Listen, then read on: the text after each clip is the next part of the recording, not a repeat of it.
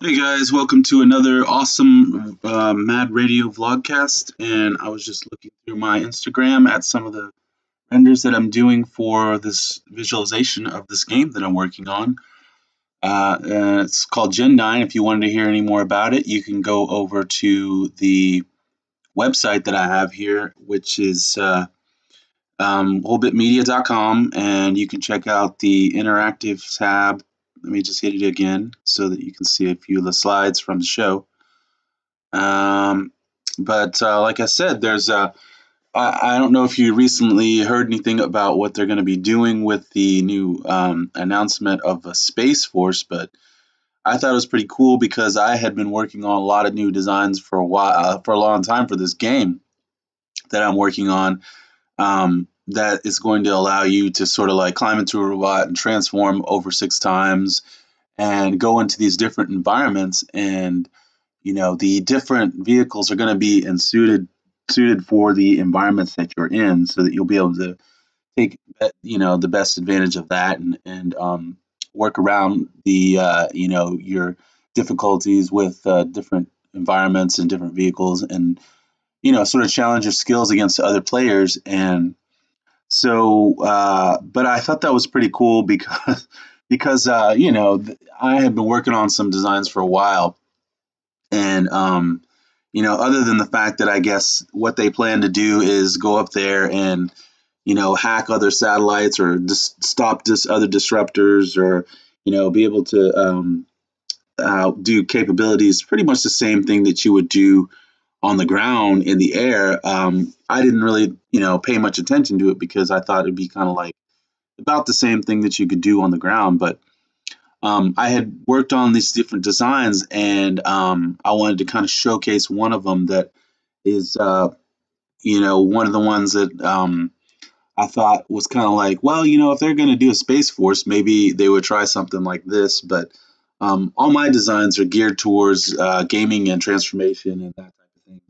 And I just kind of wanted to show off some of the different capabilities because with the game that I'm doing, the transformations are like completely realistic. They're not, there's no Hollywood hocus pocus of, one part is here and one part is there all of a sudden and it disappears. It's all like there's no overlap, or almost no overlap. I need to kind of like work on the, you know, the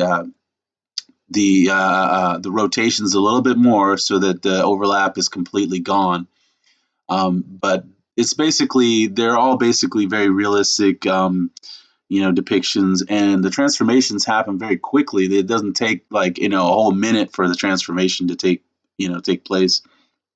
And so, like I said, I was putting some of these renders up over here on my blog that kind of just shows off some of the different capabilities of what it should be able to do. And like in one of the forms, they'll be able to kind of walk on the sides of buildings and things like that, and transform back into, or morphosize or mechamorphosize back into different vehicles. And so, like I said, let me just show you a little bit about one of them that I'm working on. That the scale of which is, it's about plane size, that the plane that you would imagine um, seeing, the size of scale. I don't know if you ever picked up one of the Japanese anime models that they make, but they usually place the scale of the model on the side of the box, so you can kind of like imagine what the size of the vehicle would be. But basically, I have done a mock transformation on the left, and I have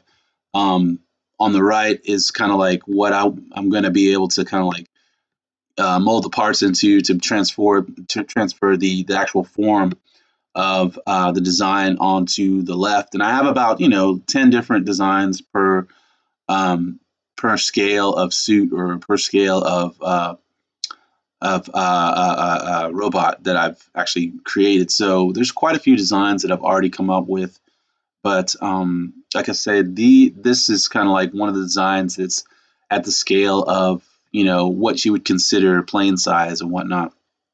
And right now, it's kind of like in the form of, it's like crouched so that you can have easier access to it. But like I said, it transforms into like a robot. And so the thing about the robot is that it should have the weighting of the leg will be able to kind of like is so such that you'll be able to kind of like shift the weight of the leg in a way that will be able to kind of like it'll be able to walk but not fall over because of the design of the leg. But like I said, all the transformations are completely like with no overlap and things like that. And I'm hoping, like I say, to be able to transfer the designs that I've created like over to the form that I have, in the mock transformation. But uh, like I said, let me go and show some of the transformations, and you can see how the design kind of keeps its integrity over the course of these 6 transformations. And like I said, this seems a little bit radical, but if you consider that the robot, if animated, will be able to step back and sort of reverse itself, and you be able to kind of like animate itself rather than like just completely go into this transformation, so that I have a I'll be able to like animate it into it'll walk like kind of like step back and lower itself into the transformation. As you can see, the treads here, where there would be treads on this tank, are in the same place that where there would as you can see, they come from the back of the robot as opposed to like just up here somewhere. They would kind of like be able to come down, and you'd be able to kind of like rove around in different environments in the city. But in the same way that this happens, you kind of like, I was thinking like you'd be able to kind of like rove around on other planets and things like that with this same schema, like be able to kind of like land on the moon with the other vehicles and or wherever, and use it as a vehicle there. But the other thing about that is that if it becomes too rocky or whatnot, you'll be able to kind of like pop it to this pod form, which is able to kind of like stand on more rocky peaks and things like that, as opposed to the vehicle, which is sort of like just for like uneven terrain, but in the you would still be able to kind of like um, go and it's uneven. But let me see here. For some reason, my modeler is popped open. I will need to close it. Let's see if it'll allow me to. Yeah, okay. But the cockpit stays in the same place, almost the entire time. And like I said, there's very little overlap. I'll be able to like once I'm transfer the form, I'll be able to like eliminate all the overlaps, and it'll look a little bit even more realistic. But these transformations happen quite quickly, so that's why I was kind of like talking about why it might be a good idea, because with I wanted them to happen quickly so that in the game you're not just sitting there waiting for the transformation to happen. You'll be able to like kind of go from which vehicle you want to play the other player. Maybe the other guy's flying and you'll be like standing around and like on a stable platform with a better chance to be able to like target the player in the game. But uh, like with that, I showed some pictures earlier of the vehicle in on the sides of a building, which is kind of like that modeler is the key is in the wrong place to tell you the truth, but it was on the side of a building in this other pic. Let me see if I can find it again. I know I've shown it 100 times, but the engine placement is such that you'll be able to kind of like stay on the side of a building with those engines sitting there. And as you can see, let me demonstrate. Those engines are in the back right now, but if you transform back into the pod, you can see how the engine placement flips. So where the engine stays on the upper part of the foot, so that it keeps thrusting on the correct vector, so you'll be able to kind of like stay on top. But like I said, this one on the back foot, you can see that the engine stays on top, and that's also the case with the front. If you look to where the engine ends up with the front leg, you can see that it's back there, but then As it transforms, it's kind of difficult to see here in this pic, but well, actually, I've gone the wrong way. But as it transforms, it kind of flips around and goes up to the top of the vehicle, so that there's engine placement on the front and the back, to where the thrusters are firing to where it'll keep it stable on the top of the building. But let's go back to plane form, and as you can see, like even those top engines, or that top area is